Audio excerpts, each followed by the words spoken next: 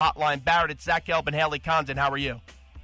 I'm doing great, guys. Thanks for having me. Well, thank you for coming on. And yesterday you guys went out to the White House to celebrate your team's championship. That's the third time in the last 4 years that you guys were at the White House. Does that trip ever get old? I don't know if it gets old, but certainly we have the routine down by now. It's always fun, even though we've done it several times, meeting the president. It's just a real special experience for all of us. And so really it's something that I enjoy, and it's something that's a big reward, for winning the national championship, to go and get to meet our president and present him with a jersey. And it was just a lot of fun. Really enjoyed it. You were getting some major FaceTime yesterday. I saw you were about 2 places away from the president. Did he remember who you were from seeing him all those years?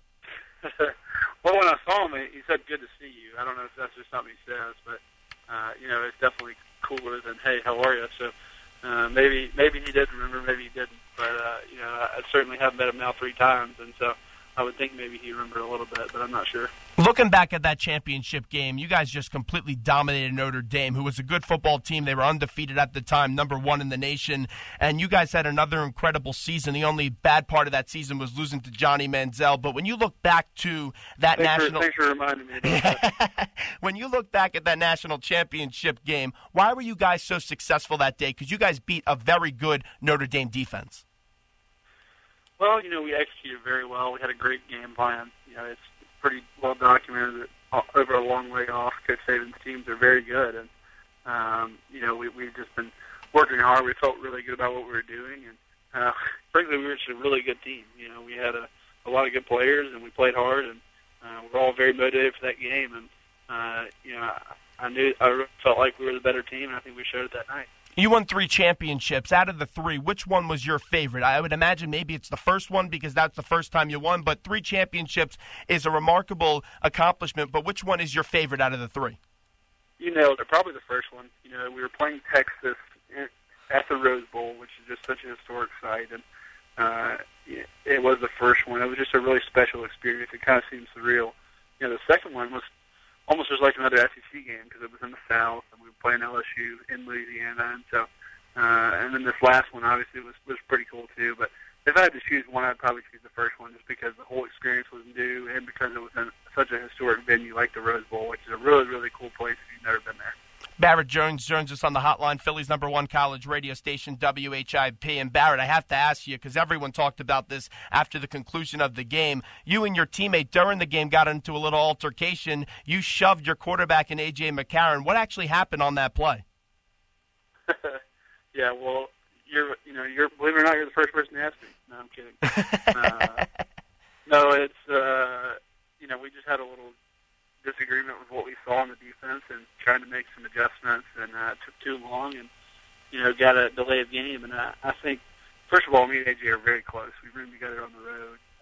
We're really good friends. We talk a lot, and we're both competitors. And I think that's probably the most important thing. Is it kind of shows you why we're successful. Is that we really don't care about what the score is. We don't care about how we're doing in the game. It's just about each play, trying to play it as hard as you can to the best of your ability. And I think we're both just such competitors and want to both get it right. That's what happened, and it was no big deal about 30 seconds later. I think just because of the score at the time, they talked about it a lot, and that's what blew it up. But it really was no big deal for us, and we would have totally forgotten about it by now if people hadn't reminded us, every day about what it was. McCarron doesn't get enough credit. He's an incredible quarterback. He continuously wins in this league each and every single year, and he's going to do some big things. But everyone talks about his girlfriend. That's the only thing that comes up about the guy when you talk about him. But do you at least feel like he doesn't get enough credit? No, definitely. He's an outstanding quarterback, and I think he showed that in the national championship. And he really might be the best quarterback that we've ever had at the University of Alabama. And I think he's just an incredible talent, but more than that, just the way he works and the way he leads the team is very special. And so he's really the complete package, and I really enjoyed playing with him, and really had a good time being friends with him and helping him succeed. And your backfield over the years, you've had a lot of good running backs that got to the NFL, and now Eddie Lacy's another guy, and we had him on actually right after the national championship game as he won the offensive MVP of that game. What do you think Eddie Lacy, as you worked with him for a few years, could bring to an NFL team? Well, to say that I've had good running backs, first of all, is a little bit of an understatement. I've had Mark Ingram, the Heisman Trophy winner. Then they had Trent Richardson, who's just kind of a beast. He's a stud. He is a stud, and now Eddie Lacy. And so, and the first few years I had Mark and Trent. So, I mean, really, I was just so blessed and to have such incredible talent back there, and they made us look good on a regular basis. And I think Eddie's going to be no exception. He's going to be very successful. He's just so big and strong and fast. He's just that rare combination of strength and speed. I don't know what it is, but and his spin move. I don't know if you've ever watched much of him, but he's got the best spin move I've ever seen. So I think he's going to have a lot of success, and he'll go as far as he wants to go. And your coach, Nick Saban, he's a legend. He's done some stuff that most people haven't done. And to see him after the national championship game, he sat there and he said, we won, this is great, but in 2 days we get ready for the next season. How much did that mentality help your career as him being your head coach in college?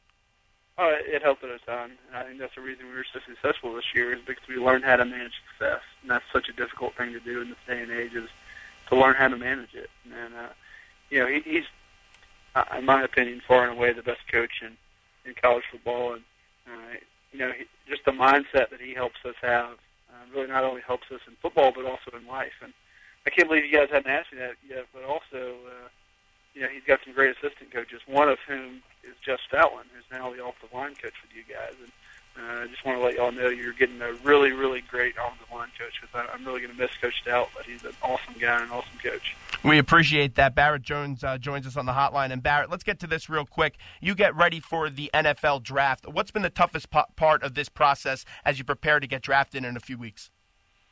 Well, the toughest part for me is I'm injured right now. I had surgery after the season on my foot and not being able to work out. That's probably the toughest part.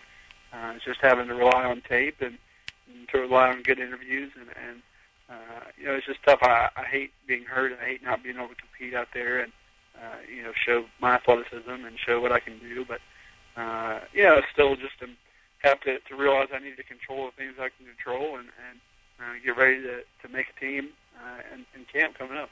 Where do you project yourself to go? Have you thought about where you're going in this year's draft? Well, I've certainly thought about it. I'm not going to make any self-projections.